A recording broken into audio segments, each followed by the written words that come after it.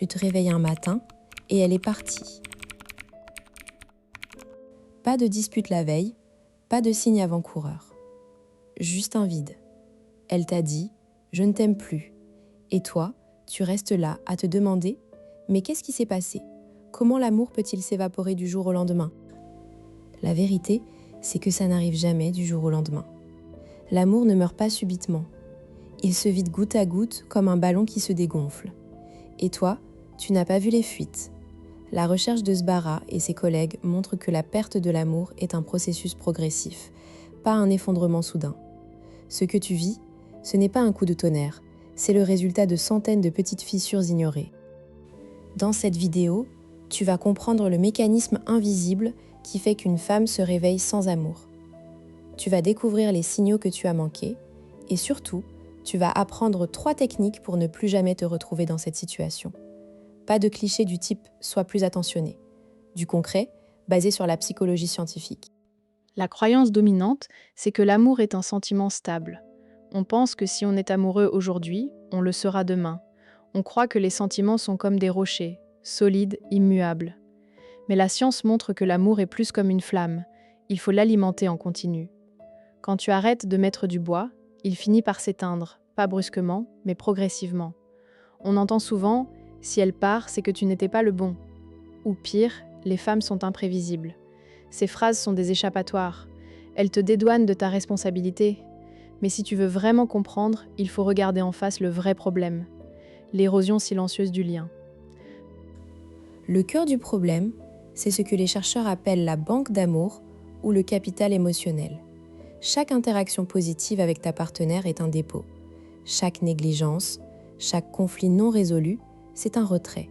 Et toi, sans t'en rendre compte, tu as fait des retraits constants, sans faire de dépôt.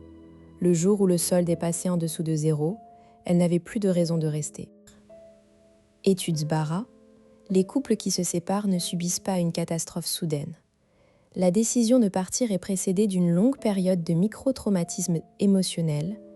Chaque mot blessant, chaque absence, chaque moment où elle s'est sentie invisible s'accumule dans une dette affective.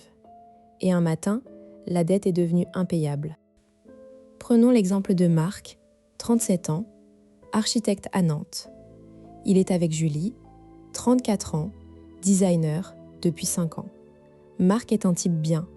Il travaille, il est fidèle, il ne boit pas, il n'est pas violent. Mais il a un défaut invisible. Il est absorbé par son travail. Il pense que Julie comprend. Il rentre tard, il ne demande pas comment s'est passée sa journée, il oublie les anniversaires. Mais il se dit « elle sait que je l'aime ». Un soir, Julie lui dit « tu ne me regardes plus, on ne parle plus. J'ai l'impression d'être une plante verte dans ton salon. » Marc rit jaune. « Mais non, t'exagères. Je suis crevée, c'est tout. » Le lendemain, il part tôt au boulot sans l'embrasser. Le soir, il s'endort sur le canapé devant la télé. Le week-end, il est sur son téléphone. Julie accumule. Elle ne dit rien. Elle pense « je vais lui laisser une chance ». Mais en réalité, elle commence un processus de deuil de la relation. Sbarra montre que la décision de partir se prend longtemps avant l'annonce. Julie commence à imaginer sa vie sans Marc. Elle se rappelle les bons moments, mais ils sont trop lointains.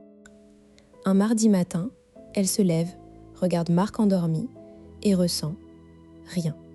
Pas de colère, pas de tristesse, juste un vide. Elle prend son café, écrit un mot « je pars, je ne t'aime plus » et elle s'en va. Marc se réveille, lit le mot et ne comprend pas. Il pense que c'est une crise, que ça va passer. Mais non, pour Julie, c'est fini depuis des mois. Comment éviter ça ? La première étape, c'est de savoir lire les signes avant-coureurs. Si ta partenaire arrête de te poser des questions, arrête de planifier l'avenir, arrête de se plaindre, oui, les plaintes sont des tentatives de réparation, ce sont des alarmes. Si elle sourit moins, si elle est plus absente, si elle ne te touche plus, ce sont des signaux d'alarme. Deuxième signal, elle passe plus de temps avec ses amis qu'avec toi. Elle se reconstruit un réseau affectif hors du couple. Troisième signal, elle arrête les disputes. Une femme qui se bat pour toi est encore investie. Une femme qui accepte tout sans broncher a déjà lâché prise. Si tu ne vois pas ces signaux, tu continues à creuser la dette. Et un jour, le banquier émotionnel te retire ta carte. Tu te retrouves seul, sans comprendre. Mais tu aurais pu agir bien avant. La clé, c'est de faire des dépôts réguliers. Pas des grands gestes une fois par an, mais des petits gestes quotidiens. Première technique, le rituel de connexion.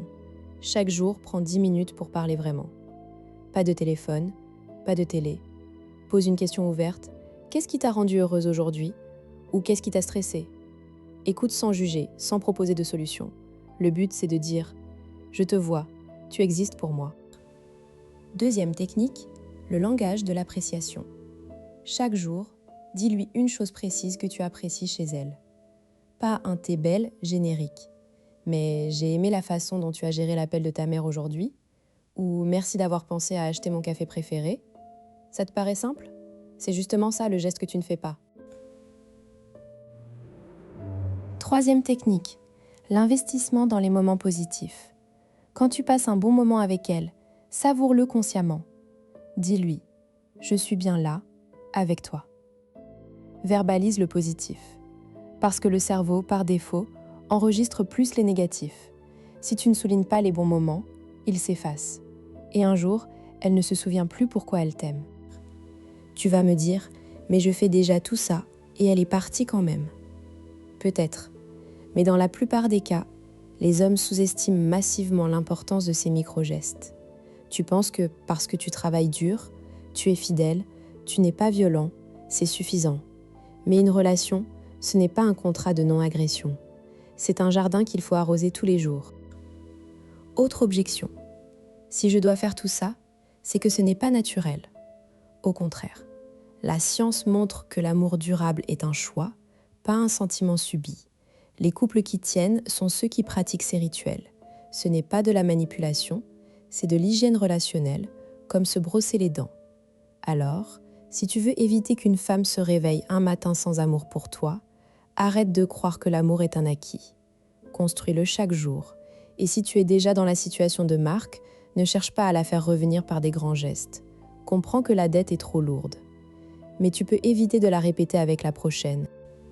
Si tu veux aller plus loin, je t'invite à t'abonner à la chaîne et à activer la cloche pour ne pas manquer les prochaines vidéos. Parce que la psychologie de l'amour, ce n'est pas de la magie, c'est de la science. Et toi, tu peux devenir un expert.